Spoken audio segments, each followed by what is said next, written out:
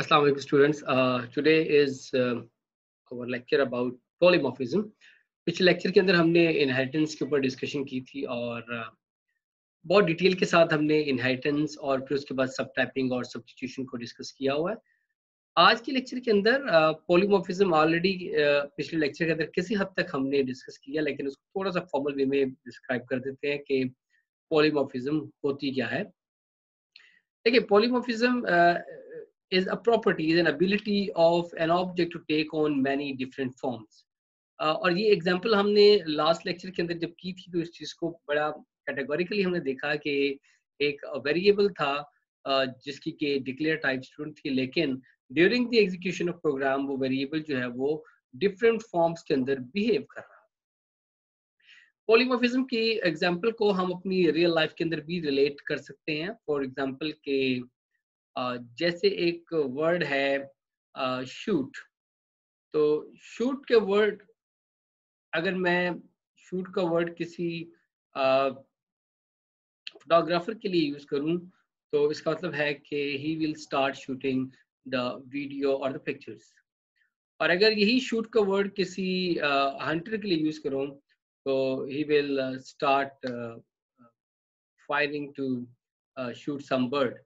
तो और इसी तरीके से और बहुत सारी एग्जांपल्स के अंदर हम इसको लेके जा सकते हैं और अंडरस्टैंड कर सकते हैं। तो बेसिकली मैसेज एक ही है, लेकिन वही मैसेज जो है वो दो डिफरेंट ऑब्जेक्ट्स पर मुख्तलिफ तरीकों से बिहेव कर रहा है। तो ये है पॉलीमॉर्फिज्म।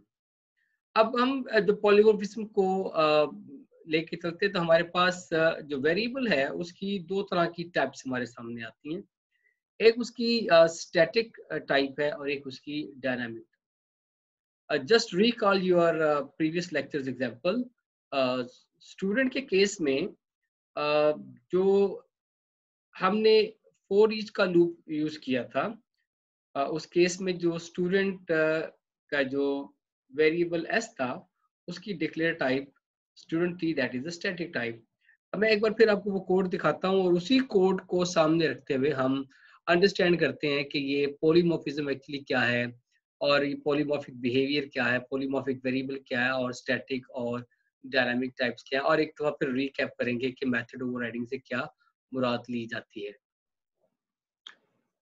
देखिए, इसी एग्जांपल को वापस लेते हैं और अंडरस्टैंड कर लेते हैं कि ये क्या है। जस्ट लुक एट दिस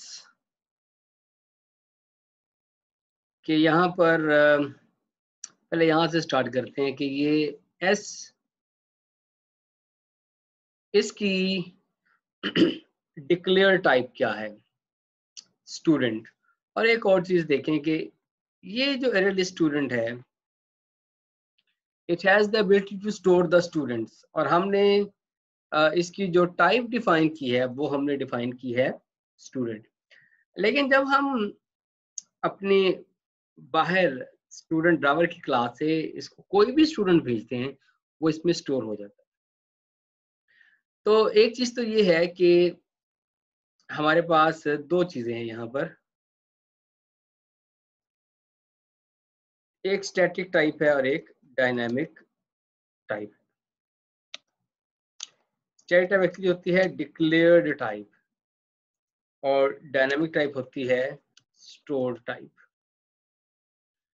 तो इस केस में इस स्टूडेंट एस की जो डिक्लेयर टाइप है दैट इज स्टूडेंट, तो उसकी स्टैटिक टाइप है actually student. So student S is declared as student. So the static type of S is student.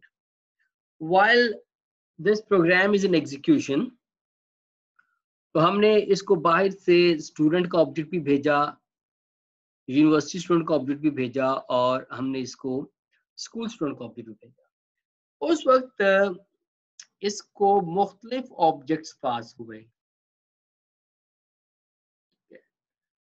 तो ये जो ऑब्जेक्ट्स इसको बाहर से रिसीव हो रहे थे वो सारे के सारे जो हैं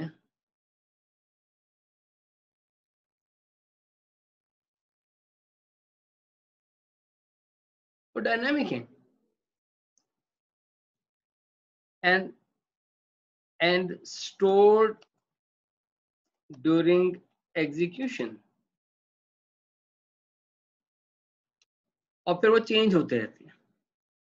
यानी जब ये पहली तो स्टेटमेंट चली, अगर एस के पास यूनिवर्सिटी स्टूडेंट आएगा तो एस की जो डिक्लेयर टाइप है वो तो स्टूडेंट ही रही, लेकिन एस की जो स्टोर टाइप है वो यूनिवर्सिटी स्टूडेंट हो गई।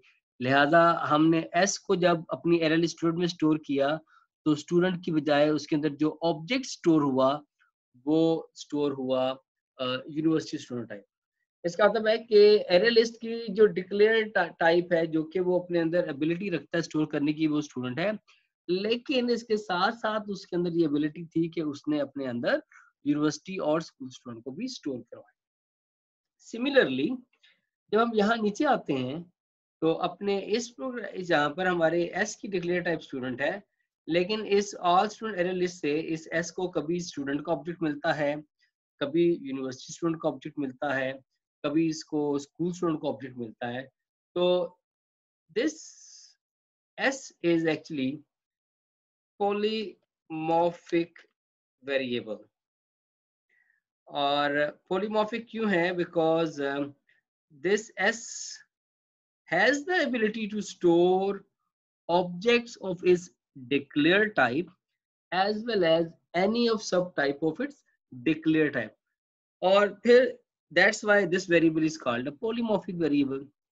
अच्छा, जब ये वेरिएबल पॉलीमॉर्फिक बन गया तो इस पॉलीमॉर्फिक वेरिएबल के ऊपर ये जो हम प्रिंट का मेथड इन्वोक करते हैं, ये मेथड किसके ऊपर इन्वोक होता है? अब इसमें भी दो चीजें थी जो हमने लास्ट टाइम भी डिस्कस की। एक चीज ये है कि कंपाइल टाइम पे जो मेथड इसके साथ बाइंड होगा वो कौन सा होगा। तो कंपाइल टाइम पे जो मेथड इस एस के साथ बाइंड होगा एक्चुअली उसका ताल्लुक स्टूडेंट की क्लास। अगर आप अपने कोड में से उस स्टूडेंट के क्लास में से प्रिंट का मेथड निकाल दें तो इस लाइन पे आपको एरर आना शुरू हो जाएगा, बिकॉज कंपाइल टाइम पे उसको स्टूडेंट की क्लास में वो प्रिंट का मेथड नहीं मिलेगा, दैट्स वाई वो आपको एरर देगा। लेकिन रन टाइम पे कौन सा मेथड एग्जीक्यूट होता है, ये बड़ी इंटरेस्टिंग बात है।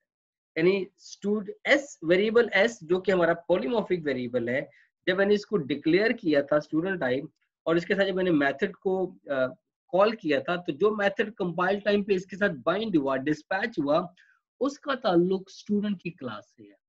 लेकिन जब ये प्रोग्राम एग्जीक्यूट होना शुरू होगा तो उस वक्त प्रिंट का कौन सा मेथड कॉल होगा? उस वक्त प्रिंट का वो मेथड कॉल होगा जो कि एस के उस ऑब्जेक्ट का मेथड कॉल होगा जो कि एस के अंदर स्टोर है। अब एस के अंदर क्या स्टोर है? एस के अंदर स्टोर है कभी स्टूडेंट, कभी यूनिवर्सिटी स्टूडेंट, कभी स्कूल स्टूडेंट, और फिर स्टूडेंट, फिर यूनिवर्सिटी स्टूडेंट। सो इस एरे लिस्ट में से जो जो ऑब्जेक्ट एस के अंदर स्टोर होता जाएगा वो अगर स्टूडेंट टाइप का होगा तो प्रिंट का मेथड स्टूडेंट की क्लास से कॉल होगा। अगर वो यूनिवर्सिटी स्टूडेंट टाइप का होगा तो प्रिंट का मेथड यूनिवर्सिटी स्टूडेंट की क्लास से कॉल होगा। और अगर वो स्कूल स्टूडेंट का होगा तो प्रिंट का मेथड स्कूल स्टूडेंट वाला कॉल होगा।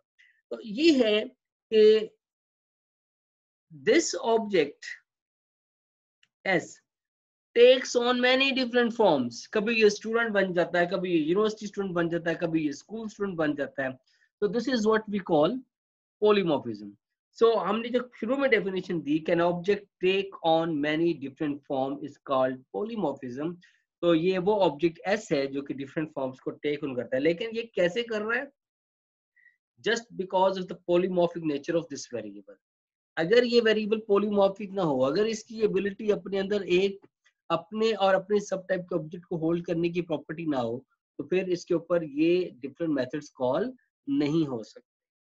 तो पॉलीमॉर्फिज्म पॉलीमॉर्फिक वेरिएबल के साथ आती है। और दूसरी बड़ी इंपॉर्टेंट बात यह है कि पॉलीमॉर्फिज्म के लिए जरूरी है कि मेथड ओवरराइट हुए हों। अगर आपके मेथड ओवरराइड नहीं है तो हम पॉलीमॉर्फिज्म को अचीव नहीं कर सकते। हमारे इस केस में जो प्रिंट का मेथड है दैट इज एन ओवररिडन मेथड, यानी वो आपकी पेरेंट क्लास में भी है, वो आपकी चाइल्ड क्लास में भी है, और एक ही नाम के साथ है। अगर ये मेथड चाइल्ड क्लास में ना हो, सिर्फ पेरेंट क्लास में, तो अल्टीमेटली हर दफा हमारा पेरेंट क्लास का मेथड ही कॉल होगा, तो पॉलीमॉर्फिज्म एट ऑल हो ही नहीं रही। पॉलीमॉर्फिज्म सिर्फ और सिर्फ उस वक्त में पॉसिबल है जब आपके पेरेंट क्लास और चाइल्ड क्लास के अंदर मेथड ओवरराइड किए गए हों। मेथड ओवरराइडिंग को मैं दोबारा से बताता हूँ कि method with the same name and signature both in the parent class and the child class is called an overridden method. और हम क्या करते हैं कि हम यूजुअली अपनी पेरेंट क्लास की मेथड के अंदर कुछ नई चीज ऐड करना चाहते हैं, तो हम चाइल्ड क्लास में उस मेथड को रीडिफाइन करते हैं और वहां से हम पेरेंट क्लास वाले मॉड्यूल को कॉल कर लेते हैं। इस तरह हमें पेरेंट क्लास का कोड भी एग्जीक्यूट हो जाता है और हमारा चाइल्ड क्लास का कोड भी एग्जीक्यूट हो जाता है। तो मेथड ओवरराइडिंग की वजह से पॉलीमॉर्फिज्म होती है। अगर मेथड ओवरराइडिंग नहीं है, मेथड ओवरराइडिंग नहीं है, तो देयर इज नो पॉलीमॉर्फिज्म। अब मैं एक चीज को रीट्रेट कर दूं, inheritance is possible without method overriding and without polymorphism, but polymorphism and method overriding is not possible without inheritance. तो inheritance के लिए polymorphism के लिए जरूरी है कि method override हुआ हो और method overriding के लिए जरूरी है कि आपके inheritance exist करती हो। Okay, जो बात मैं एम्फेसिस के साथ कह रहा हूँ कि पॉलीमॉर्फिज्म के लिए मेथड का ओवरराइड होना जरूरी है, वो क्यों जरूरी है? देखिए, अगर आपने एक मेथड सिर्फ और सिर्फ पेरेंट क्लास के अंदर डिक्लेयर किया है और एक पूरी इनहेरिटेंस हायरार्की एग्जिस्ट करती है और आप एक चाइल्ड क्लास का ऑब्जेक्ट क्रिएट करते हैं, तो आप ये देखेंगे कि जब आपने चाइल्ड क्लास का ऑब्जेक्ट बनाया और for example B is the C is the subclass of B and B is the subclass of A, और आपकी पेरेंट क्लास A के अंदर फॉर एग्जांपल एक मेथड प्रिंट का एग्जिस्ट करता है। हमने क्लास C का ऑब्जेक्ट बनाया और मैंने कहा C डॉट प्रिंट, तो कंपाइल टाइम पे आपका कंपाइलर ये देखेगा क्या C के अंदर प्रिंट का मेथड एग्जिस्ट करता है। अगर करता है तो उसको उसके साथ बाइंड कर देगा, अदरवाइज वो उसके इमीडिएट पेरेंट के पास जाएगा। अगर उसके इमीडिएट पेरेंट के अंदर वो मेथड एग्जिस्ट करता है तो ठीक है, वरना उसके इमीडिएट पेरेंट में चला जाएगा और अगर वो उसको मेथड मिलता है तो उसको उसके साथ बाइंड करवा देगा, अदरवाइज एरर जनरेट कर देगा। Same is the phenomena at the run. इसको हम कहते हैं कि ये कंपाइल टाइम पे मेथड लुकअप हो रहा है, उसको हम देखते जाते हैं। Same is the phenomena at the run time, कि जब आपका बैक प्रोग्राम चलना शुरू होगा तो क्लास सी की जो डिक्लेयर टाइप है और जो स्टोर टाइप है उसको देखते हुए वो प्रिंट का मेथड को देखेगा। अगर तो सी में है तो ठीक है, वरना जो उसका इमीडिएट या उससे इमीडिएट पेरेंट के अंदर मेथड होगा उसको वो एग्जीक्यूट कर देगा। तो इस केस में चूंकि हमने मेथड को ओवरराइड ही नहीं किया, जो मेथड कंपाइल टाइम पे आया है वही रन टाइम पे चल रहा है, उससे कोई फर्क नहीं पड़ रहा कि मेथड की डिक्लेयर टाइप क्या है, स्टोर टाइप क्या है, एक ही मेथड है हायरार्की के अंदर। हाँ, अगर आप पेरेंट क्लास का ऑब्जेक्ट बना लें तब भी पेरेंट क्लास का मेथड चलेगा, चाहे उसमें चाइल्ड क्लास का ऑब्जेक्ट स्टोर हो जाए, और अगर चाइल्ड क्लास का ऑब्जेक्ट है तब भी पेरेंट क्लास का मेथड चलेगा। तो एक ही मेथड चल रहा है, लिहाजा वो जो वेरिएबल की नेचर तो पॉलीमॉर्फिक है, उसमें डिफरेंट ऑब्जेक्ट्स आके स्टोर हो रहे हैं, लेकिन जो मेथड की कॉलिंग हो रही है वो एक ही मेथड कॉल हो रहा है। लिहाजा पॉलीमॉर्फिज्म को अचीव करने के लिए we have to make use of method overriding, उसको यूज करना पड़ता है। और इसकी मदद से हमें जब हम मेथड्स को ओवरराइड करते हैं तो हमें किसी हद तक एब्स्ट्रैक्शन भी अचीव होती है कि हम जिस जिस क्लास के जो जो फीचर्स हैं उनको वहां पे हम अवेलेबल करते जाते हैं और बाकी चीजों को हम कंसिडरेशन में नहीं लेके आ रहे होते। अगले लेक्चर में हम थोड़ा सा डिस्कशन और करेंगे कि ये मेथड जहाँ पे हम फोर्स मेथड ओवरराइडिंग करवाएंगे, और फोर्स मेथड ओवरराइडिंग होती है यूजिंग एब्स्ट्रैक्ट क्लासेस और इंटरफेसेस।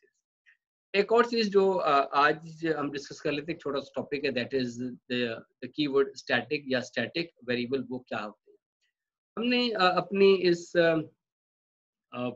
अभी तक की डिस्कशन जितनी हमने की है, हमने क्लास की फील्ड्स को डिक्लेयर किया और हमने कहा कि हर ऑब्जेक्ट के अपने इंस्टेंस वेरिएबल्स होते हैं, लिहाजा वो मेमोरी में अपनी अपनी जगह लेते हैं। अगर अगर ये केस हो कि अगर एक क्लास से बनने वाले डिफरेंट ऑब्जेक्ट एक कॉमन इंफॉर्मेशन को शेयर कर रहे हो, तो बजाय इसलिए कि आप वो इंफॉर्मेशन एक डिफरेंट वेरिएबल्स के अंदर हर ऑब्जेक्ट के लिए रखवाएं, हम उसको किसी शेयर्ड वेरिएबल के अंदर रखवा दें। So we make use of the keyword static। तो हम static variables डिक्लेयर करते हैं क्लास के अंदर। इन static variables का ताल्लुक किसी ऑब्जेक्ट के साथ नहीं होता, बल्कि इसका ताल्लुक क्लास के साथ होता है। हम कहते हैं एक क्लास लेवल की फील्ड, और इस वेरिएबल की वैल्यूज क्लास से बनने वाले तमाम ऑब्जेक्ट्स के लिए एक ही होती है, शेयर्ड होती है। और अगर इस वैल्यू को क्लास से बनने वाला कोई भी ऑब्जेक्ट चेंज करे तो वो तमाम ऑब्जेक्ट के लिए वो चेंज वैल्यू एक्सेसिबल होती है।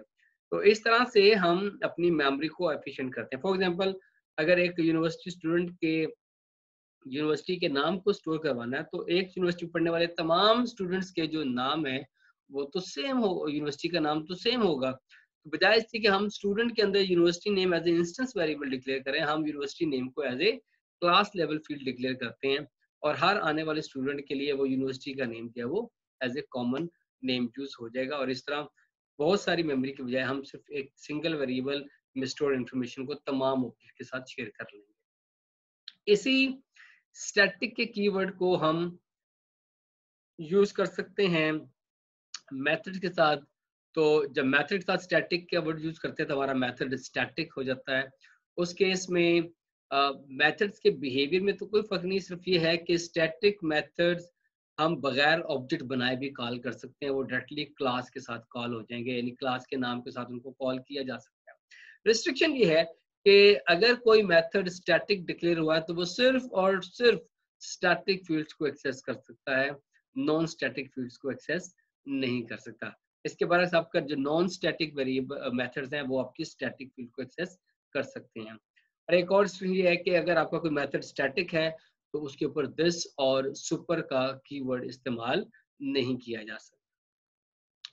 इसी तरीके से हम स्टैटिक ब्लॉक्स बना सकते हैं। और स्टैटिक ब्लॉक्स का फायदा ये है कि अगर आपने कोई चीज मेन से भी पहले इनिशियलाइज करनी है तो फिर हम स्टैटिक के ब्लॉक को इस्तेमाल करते हुए अपनी फील्ड्स को मेन से पहले इनिशियलाइज करवा सकते हैं। So that was a brief introduction about the keyword static। और इससे पहले हमारी डिस्कशन थी इनहेरिटेंस और पॉलीमॉर्फिज्म। आई होप कि आपको ये बातें समझ आ गई होंगी। अगले आने वाले लेक्चर्स के अंदर हमने एब्स्ट्रैक्ट क्लासेस और इंटरफेसेस को डिस्कस करना है। और जब हम एब्स्ट्रैक्ट क्लासेस और इंटरफेसेस को डिस्कस करेंगे तो हमें मजीद इनहेरिटेंस की और इस एब्स्ट्रैक्शन की और इनकैप्सुलेशन की ज़्यादा समझ आना शुरू हो जाएगी, या वो कॉन्सेप्ट हमें ज़्यादा क्लियर हो जाएंगे।